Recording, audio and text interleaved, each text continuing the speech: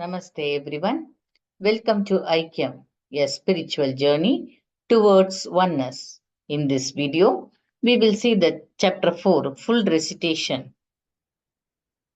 Om Shri Paramatmane Namaha Atha Chaturthodhyayah Jnana Karma Sannyasa Yogaha श्रीभगवानुवाच इमौ विवस्वते योगं प्रोक्तवानहमव्ययम् विवस्वान्मनवे प्राह मनुरिक्ष्वाकवे ब्रवीत् एवं परम्परा प्राप्तम् इमं राजर्षयो विदुः सकाले नेह महता योगो नष्टः परन्तप स एवायं मया तेद्य योगः प्रोक्तः पुरातनः भक्तोऽसि मे सखा चेति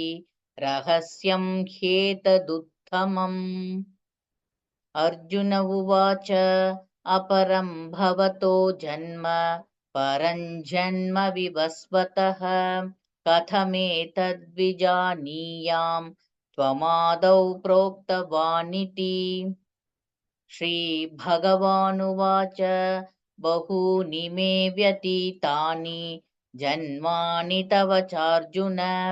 तान्यहौ वेद सर्वाणि न त्वौवेत्थ परन्तप अजोऽपि सन्नव्ययात्मा भूतानामीश्वरोऽपि सन् प्रकृतिं स्वामधिष्ठाय सम्भवां यात्ममायया यदा यदा हि धर्मस्य ग्लानिर्भवति भारत अभ्युत्थानमधर्मस्य तदात्मानं सृजाम्यहम् परित्राणाय साधूनां विनाशाय च दुष्कृतां धर्मसंस्थापनार्थाय सम्भवामि युगे युगे जन्म कर्म च मे दिव्यम् ये वै यो वेति तत्त्वतः त्यक्त्वा देहं पुनर्जन्म नैति मामेति सोऽर्जुन वीतरागभयक्रोधाः मन्मया मामुपाश्रिताः बहवो ज्ञानतपसा पूता मद्भावमागताः ये यथा मां प्रपद्यन्ते तांस्तथैव भजाम्यहम् मम वर्त्मानुवर्तन्ते मनुष्याः पार्थ सर्वशः काङ्क्षन्तः कर्मणां सिद्धिं यजन्त इह देवताः क्षिप्रं हि मानुषे लोके सिद्धिर्भवति कर्मजा चातुर्वर्ण्यं मया सृष्टं गुणकर्मविभागशः तस्य कर्तारपि मां विद्यकर्तारमव्ययम् न मां कर्माणि लिम्पन्ति न मे कर्मफले स्पृहा इति मायोऽभिजानाति कर्मभिर्न स बध्यते एवं ज्ञात्वा कृतं कर्म पूर्वैरपि मुमुक्षुभिः कुरु कर्मैव तस्मात् त्वं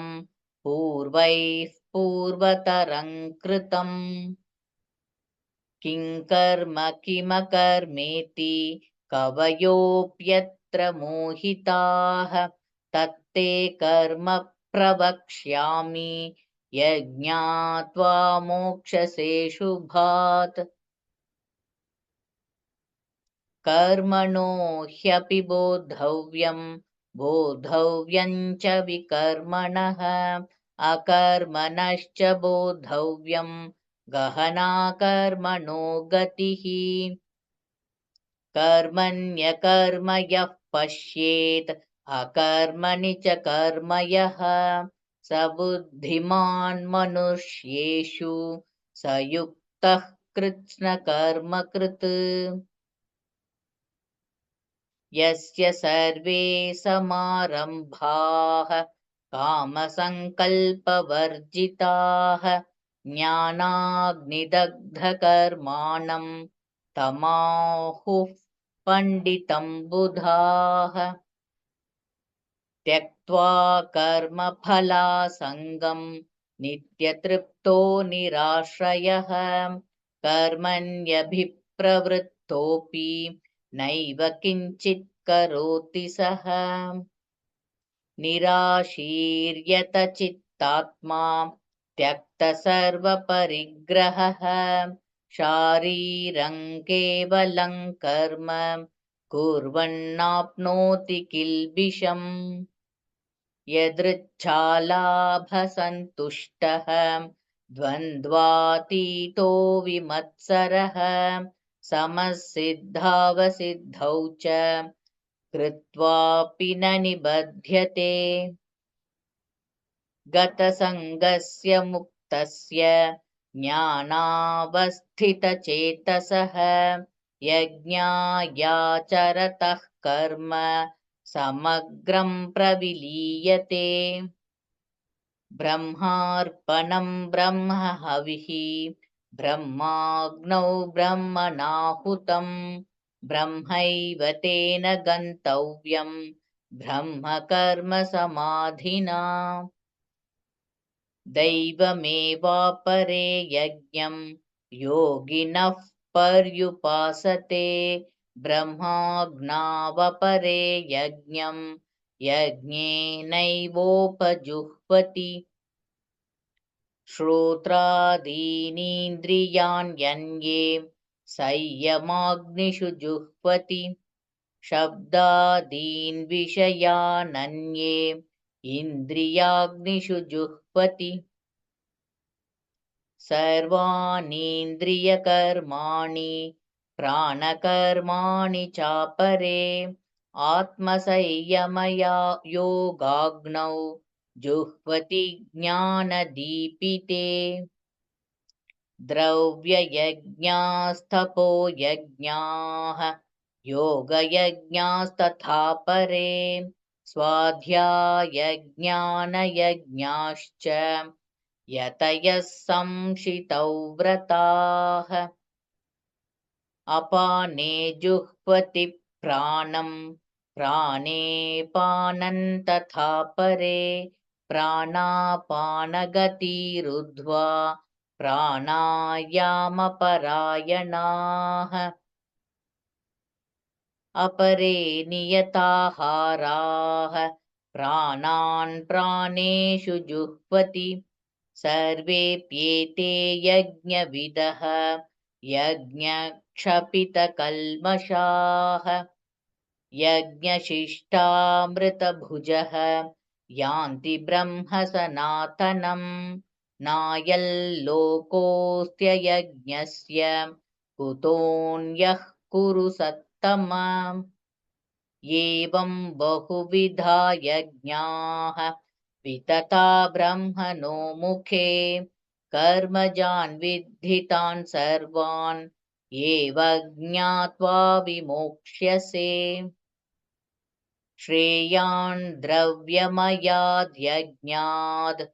ज्ञानयज्ञः परन्तप सर्वं कर्माखिलं पार्थ ज्ञाने परिसमाप्यते तद्विद्धि प्रणिपातेन परिप्रश्नेन सेवया उपदेक्ष्यन्ति ते ज्ञानं ज्ञानिनस्तत्त्वदर्शिनः यज्ञात्वा न पुनर्मोहम् एवं यास्यसि पाण्डव येन भूतान्यशेषेण द्रक्ष्यस्यात्मन्यथो मयि अपि चेदसि पापेभ्यः सर्वेभ्यः पापकृत्तमः सर्वं ज्ञानप्लवेनैव वृजिनं सन्तरिष्यसि यथैधांसि समिद्धोऽग्निः भस्मसात् कुरुतेऽर्जुन ज्ञानाग्निः सर्वकर्माणि भस्मसात् कुरुते तथा न हि ज्ञानेन सदृशं पवित्रमिह विद्यते तत्स्वयैयोगसंसिद्धः कालेनात्मनि विन्दति श्रद्धावाल्लभते ज्ञानं तत्परः संयतेन्द्रियः ज्ञानं लब्ध्वा परां शान्तिम् अचिरेणाधिगच्छति अज्ञश्चाश्रद्धधानश्च संशयात्मा विनश्यति नायल्लोकोऽस्ति न परः न सुखं संशयात्मनः योगसन्न्यस्तकर्माणं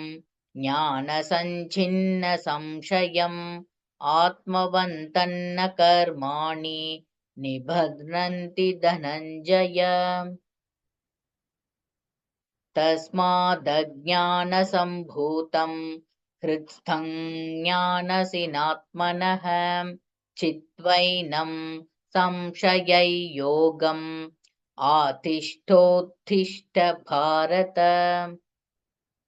ॐ तत्सदिति श्रीमद्भगवद्गीतासु उपनिषत्सु ब्रह्मविद्यायां योगशास्त्रे श्रीकृष्णार्जुनसंवादे ज्ञानकर्मसन्न्यासयोगो नाम चतुर्थोऽध्यायः।